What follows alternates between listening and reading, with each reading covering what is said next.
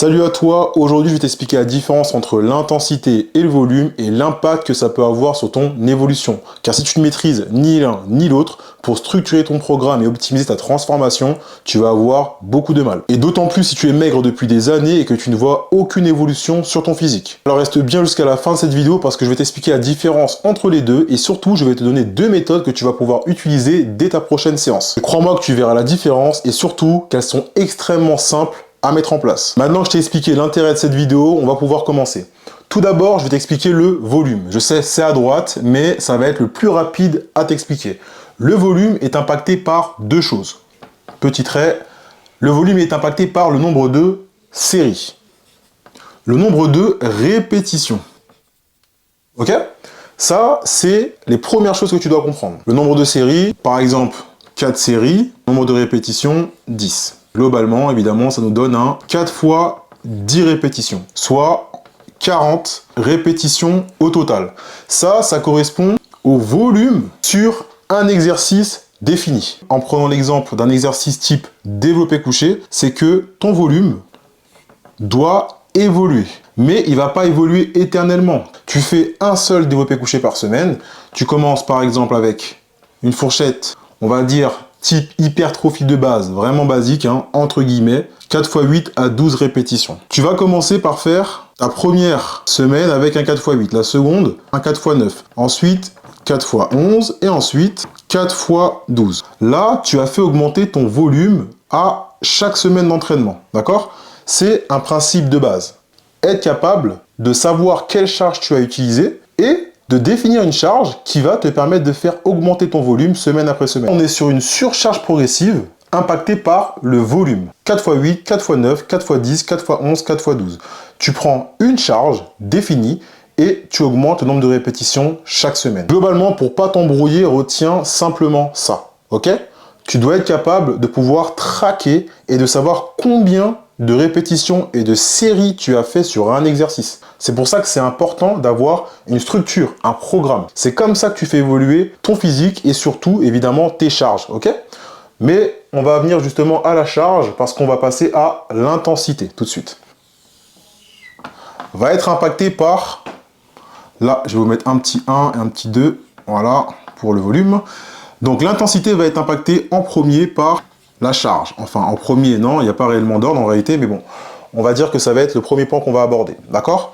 La charge. Donc, la charge va avoir un impact sur le volume, ok? Donc ça, c'est important de le comprendre aussi également. On va partir de principe, parce que pour pouvoir évidemment avoir une intensité, il va falloir définir un volume également. Toujours pareil, on va rester sur 4 fois 10 répétitions, ok? Toujours le même principe, on va dire que c'est un exercice qui va être toujours le développé couché, par exemple, ok?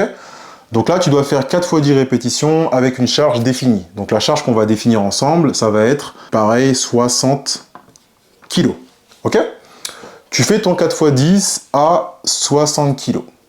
Forcément, si la semaine d'après, tu passes à 62,5 kg, en restant toujours à 4 fois 10, on est d'accord que ça va être plus difficile, ok? Tu vas avoir plus de mal à faire 4 fois 10 répétitions la semaine d'après avec une charge plus élevée. Le but, c'est justement d'augmenter l'intensité en augmentant la charge semaine après semaine. Donc, là, l'intensité augmente. Ok?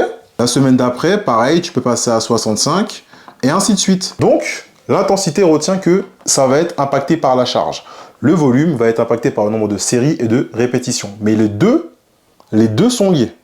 Toujours. En deux, on va avoir le temps sous tension. En gros, pour faire simple, ça va passer par les modes de contraction. Donc, tu vas avoir ce qu'on appelle l'isométrie. Par exemple, tu vas faire une répétition au développé couché. Une fois que tu vas descendre en bas du mouvement, tu vas maintenir une seconde. Tu vas pousser en 0 secondes, tu vas descendre et tu vas maintenir une seconde en bas du mouvement. Ça, c'est un mode de contraction, on appelle ça l'isométrie. C'est de la pause, ça va augmenter l'intensité du mouvement, ok?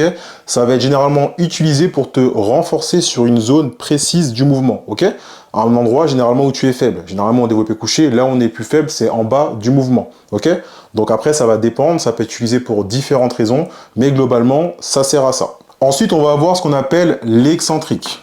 Donc l'excentrique, c'est simplement un mode de contraction. Mais ça peut être utilisé comme méthode d'intensification. Donc, c'est aussi ce qu'on appelle, dans certaines situations, du tempo. Quand tu vas descendre avec la barre et contrôler la phase de descente, ok, arriver jusqu'à tes pectoraux, par exemple, en 3 secondes. Donc, tu descends 1, 2, 3, tu touches les pectoraux et tu pousses directement. Pas de temps de pause, tu pousses directement. Ok, ça, c'est du tempo excentrique. Et du coup, il y a aussi la possibilité de faire la même chose avec la phase concentrique, donc qui est la phase de poussée. Ok, là, on va contrôler la poussée. On va contrôler la phase de poussée pour augmenter du coup le temps sous tension et rendre la répétition plus difficile, sur 3 secondes par exemple. Et troisième possibilité, ça va être de combiner les trois. Donc par exemple, tu vas avoir 1 seconde d'isométrie, 3 secondes d'excentrique, 3 secondes de tempo. Donc ça, c'est des méthodes avancées. De toute façon, quand tu commences à ajouter des méthodes d'intensification comme ça, c'est forcément que tu veux rendre tes séries plus intenses et normalement, tu as déjà un petit niveau. Ok, donc il faut vraiment bien comprendre que ce n'est pas fait pour tout le monde. Donc là, exemple concret avec cette méthode-là. Donc, tu vas être ici quand tu es au développé couché, donc les bras tendus. Ok, donc tu vas descendre phase excentrique sur 3 secondes, tu vas faire une pause en bas, isométrique 1 seconde, et tu vas pousser 1, 2, 3 sur 3 secondes. Donc, méthode d'intensification, 3, 1, 3. Ok, très difficile, très avancé. Donc là, on pourrait parler en soi de mode de contraction. En 3, ça va être sensiblement la même chose, ou du moins le même but, ça va être les méthodes d'intensification, à savoir que ce sont des méthodes d'intensification, je précise, hein, mais c'est pour bien distinguer les deux. Méthode d'intensification, donc ça va inclure tout ce qui va être superset. Donc le superset, il va consister à enchaîner 2 exercices de 2 muscles qui s'opposent, donc par exemple le biceps et le triceps, ok, donc antagoniste, agoniste, et le biceps, il va consister à enchaîner 2 exercices d'un même muscle, ok, pour un même muscle, pardon. Et le drop set, il va consister à faire ce qu'on appelle tout simplement un dégressif, ok? Voilà, tout simplement. Donc dégressif, c'est je diminue la charge généralement et j'enchaîne les répétitions. Et en 4, on va avoir le temps de repos. Le temps de repos, c'est très simple. Si tu diminues ton temps de repos, tu vas augmenter l'intensité de ta séance, d'accord? Ça va pas avoir un impact sur le volume, ça va avoir un impact sur ton intensité. Toujours pareil, tu fais ton 4x10 à 60 kg habituel avec habituellement 1 minute, disons 45 de repos. Et puis tu décides du coup de faire exactement la même chose, sauf que là, tu décides de passer à 1 minute de repos. Forcément, ça va être beaucoup plus difficile d'enchaîner tes séries parce que ton temps de repos sera amoindri. C'est totalement normal. Donc ça augmente l'intensité de ta séance globalement. Ok? Enfin, surtout de ton exercice. Et du coup, normalement, sur ta séance aussi globale. J'ai expliqué comment fonctionne l'intensité et le volume, par quoi ils sont impactés. Donc, j'ai essayé de te faire ça le plus simplement possible pour que ce soit clair dans ta tête. Petit rappel, le volume est impacté par le nombre de séries, le nombre de répétitions, l'intensité par la charge, le temps sous tension, les méthodes d'intensification et les temps de repos. À présent, je vais te donner 2 méthodes simples pour mettre en place un format pour augmenter le volume ou l'intensité de tes séances directement dans ta future programmation. Ok ?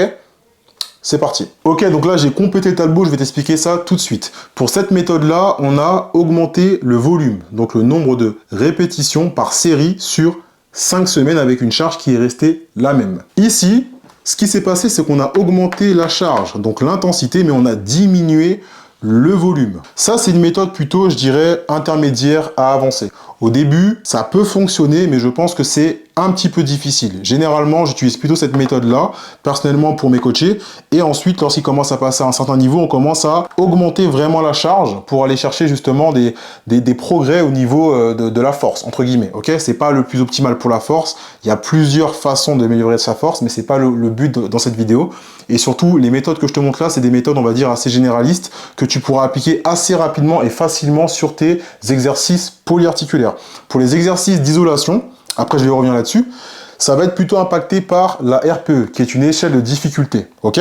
Je peux pas te dire là tout de suite, tu vas commencer avec telle charge et finir avec telle charge. La priorité dans une programmation, ce sont les exercices polyarticulaires. La méthode ici, elle repose là-dessus. Mais si jamais tu as des questions sur les exercices d'isolation, comment mettre en place ta surcharge progressive dessus, t'hésiteras pas à me le dire dans les commentaires et je pourrais t'expliquer avec grand plaisir, ok? Donc comme je te disais, ici on a augmenté la charge, on a diminué le volume. Donc pourquoi on n'a pas gardé le même volume en augmentant la charge? Parce que si tu fais ça, tu vas très rapidement te trouver en échec. Pourquoi? Parce que tu vas pas permettre à ton corps de pouvoir s'adapter à la charge que tu lui imposes. Parce que si tu pars du principe que 4 x 12, tu vas commencer à 60 la première semaine, la seconde tu vas faire 62,5, etc., jusqu'à arriver à l'échec et te dire, ok, bon bah là ensuite je redécale, ça va pas marcher. Ça va marcher à un moment, au début, si tu es quelqu'un qui est, on va dire, novice et que normalement c'est une méthode assez intermédiaire à confirmer, donc normalement ça va fonctionner pour toi. Mais à un moment donné, tu vas voir que tu vas vite stagner parce que tu ne peux pas avoir un volume qui est croissant avec une charge qui est croissante ou alors un volume qui reste identique avec une charge qui évolue constamment. Au bout d'un moment, ça bloque, c'est normal.